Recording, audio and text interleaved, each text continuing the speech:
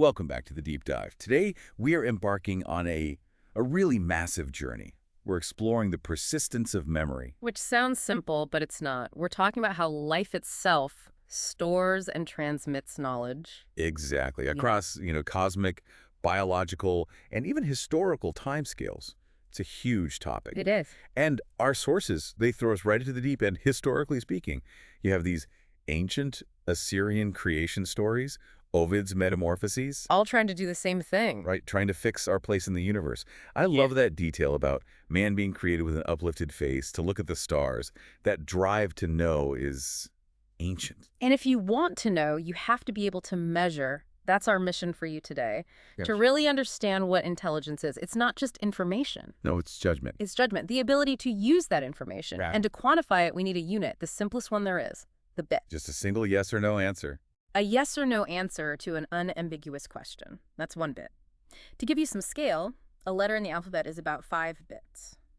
The book we're using today, that's about 10 million bits, so 10 to the 7. And that feels like a lot. But then you scale it up.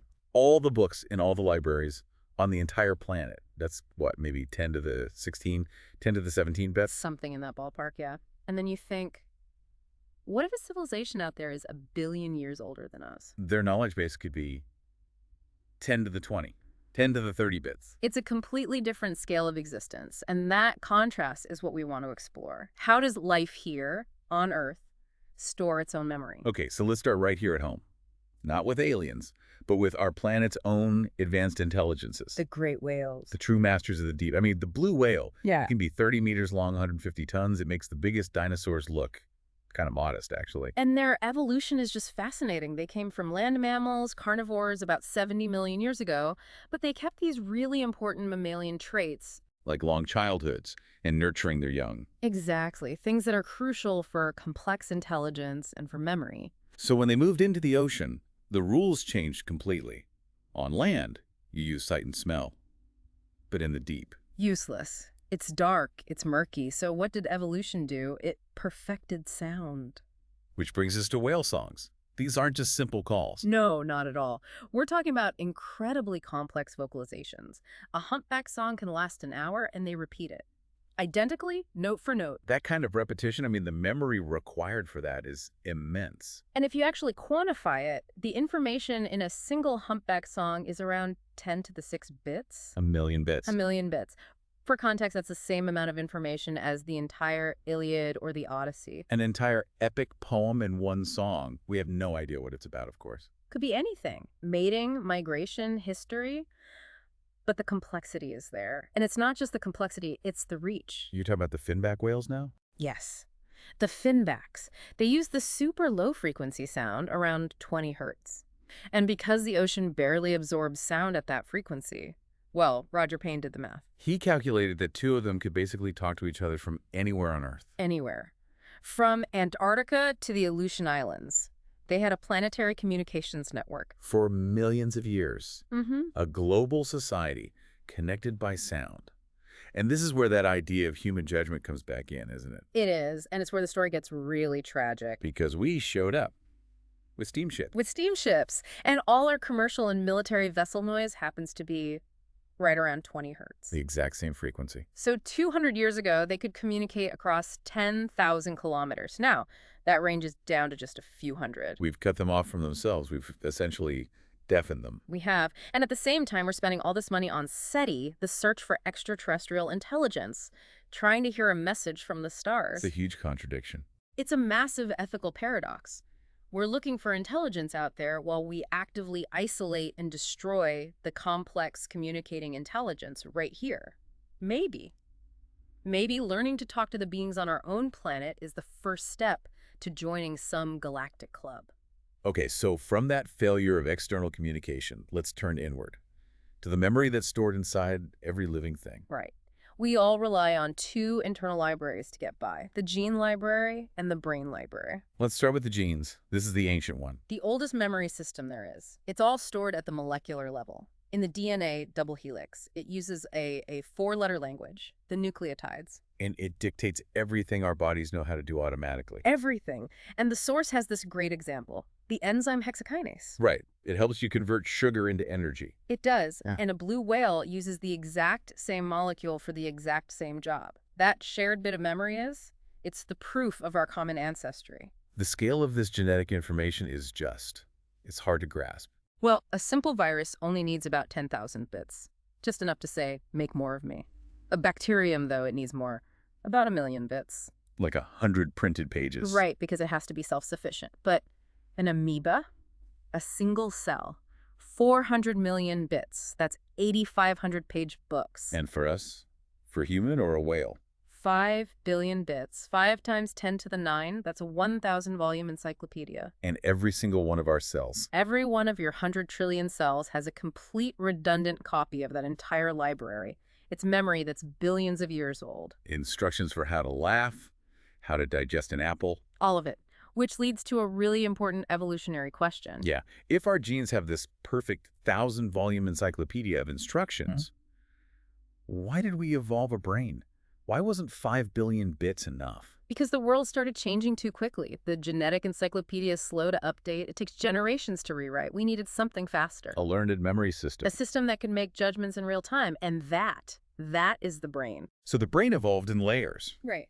The classic idea is that it was built from the inside out. Exactly. Paul MacLean's model is a great way to think about it. At the very bottom, you have the most ancient part, the brainstem. Basic life support, heartbeat, breathing. Right. And then sitting on top of that is the R complex, the reptilian brain. Our inner crocodile. That's it. Yeah. It evolved hundreds of millions of years ago. It's the source of aggression, ritual, territoriality, social hierarchies. So when you get irrationally angry about someone cutting you off in traffic, Yeah. that's the R complex taking over. That's your inner crocodile. Then, on top of that, came the limbic system, the mammalian brain. That's where our emotions come from. Moods, caring for the young. All the things that allow for complex social bonds. And then finally, the newest layer, The cerebral cortex. 2/3 of our brain mass. That's where consciousness lives.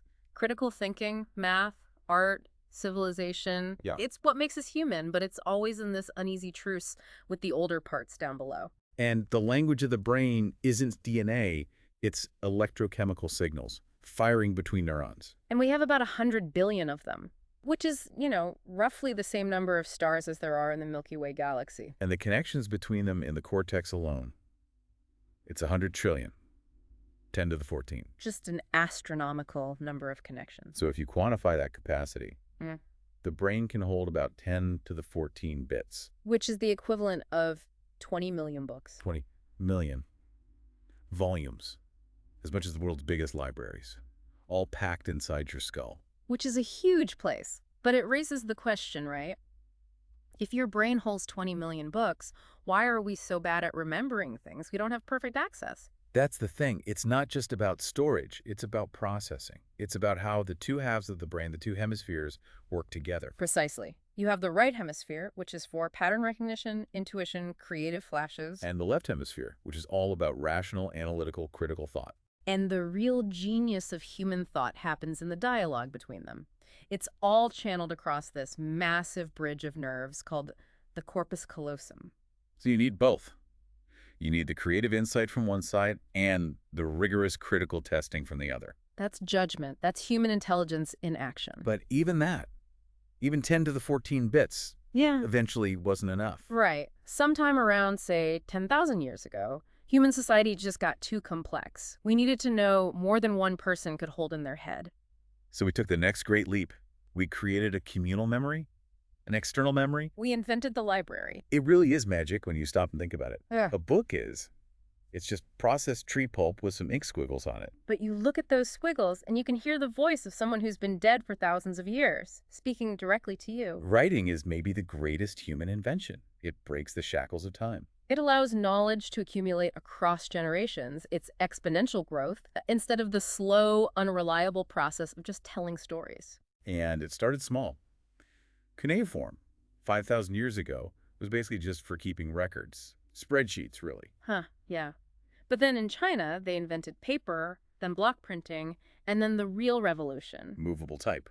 In Europe, around 1450. And the change was explosive. Before Gutenberg, all of Europe had maybe tens of thousands of handwritten books. And 50 years later? By the year 1500, there were 10 million printed books. Information was suddenly available to everyone. It changed everything. And today, if you add up all the information in all the great libraries, You get about 10 to the 14 bits in words, and if you include pictures, it's closer to 10 to the 15 bits. which is 10 times more information that you can hold in your own brain. And 10,000 times more than in your genes. It connects us instantly to all the wisdom and all the failures of all our ancestors. It's our greatest creation. And it's just so wild to think that this whole journey from DNA to libraries is all tied up in cosmic jam. Oh, completely. I mean, think about your own hands. Why do we count in base 10? Because we have 10 fingers. If that Devonian fish that was our ancestor had 4 or 6 little bones in its fins instead of 5, we'd be using base 8 or base 12 today. It's just a glorious accident. And even our existence, the fact that mammals got a chance at all, that was an accident too. A catastrophe, really. For the extinction of the dinosaurs 65 million years ago, one of the leading theories is that a nearby star went supernova, And it blasted Earth with cosmic rays. which would have burned the nitrogen in the atmosphere, destroying the ozone layer. The ultraviolet radiation would have been intense, lethal for many large animals. And that cleared the stage for our ancestors, these tiny little mole-like mammals, to finally come out of the shadows. And now here we are, communicating back out to the cosmos with radio waves. We've made the Earth the brightest radio source in the whole solar system. Any civilization watching us could easily figure out our day length just from the rise and fall of our signals. But what are we sending them? What's in that message? Well, it's a sphere of information expanding at the speed of light, and it's full of our earliest TV shows. Howdy doody. The checkers speech, and just endless commercials, appeals to buy cars, to buy soap. I mean, what must they think of us? It does make you wonder. But we did send a better message, more deliberate one, the Voyager spacecraft. Launched in 1977, and it's carrying that beautiful gold-plated copper record, our love song to the universe. It's got information on our genes, our brains, our libraries, greetings in 60 languages. And, so importantly, the hello of the humpback whale, making sure we represent our planet's intelligence, not just our own. It brings everything back to the lifespan of memory, doesn't it? Our genes, billions of years old. Our books, thousands. But that Voyager record, protected in the vacuum of interstellar space, it'll last for 1 billion years, longer than any monument on Earth, carrying this snapshot of who we were in 1977. It's the ultimate expression of those 3 layers. The gene library, the brain library, and the external library, all sent out to the stars. But then you have to contrast that carefully crafted message with our daily noise. That sphere of TV broadcasts will overtake Voyager in just a few hours. The careless noise is already drowning out the intentional legacy. Which brings us to a final, really provocative thought to leave you with. There's a specific radio frequency that's ideal for interstellar communication. It's around 1.42 billion hertz. It's called the hydrogen line. Because hydrogen is the most common element in the universe. So if anyone is broadcasting, that's the channel they'd probably use, the galactic calling card. And we're just starting to listen there. But that exact frequency band is getting more and more jammed up with our own noise, our own radio pollution. So our failure to control our own chatter might be the very thing that prevents us from ever hearing the songs of another intelligence. And that's the ultimate question, isn't it? Will we gain the wisdom, the judgment to manage our technology and join that galactic society? Or will the chaos we create just drown everything out? Or worse, cause us to self-destruct before we ever get the chance? That knowledge and that contrast is what we wanted to uncover today. Thank you for taking this deep dive with us.